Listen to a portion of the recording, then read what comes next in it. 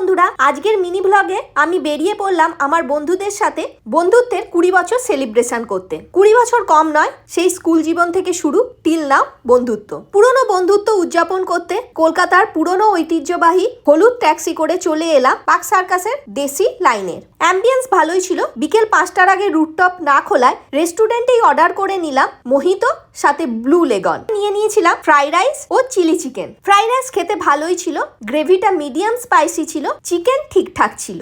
বিকেলে রুটটপে চলে এলাম আর এখানেই সেলিব্রেট করলাম আমাদের 3 জন বন্ধুর বন্ধুত্বের 20 বছর। কেক কাটলাম এই অঙ্গীকার নিয়ে এইভাবে আরো যেন উদযাপন করতে পারি বন্ধুত্বের বছরগুলো। বারবিকিউ পিৎজা নিয়েছিলাম। এখানে পিৎজা বেসটা বেশ পাতলা ছিল, তাই খেতে ভালোই লেগেছিল আমার। সাথে নিয়েছিলাম pan fried chilli fish, tasty ছিল। খাবার ভালোই ছিল আর প্রাইস রিজনেবল ছিল। এরপর অনেক আড্ডা দিয়ে আমরা বিদায় নিলাম এখান থেকে। আজকের মতো টাটা।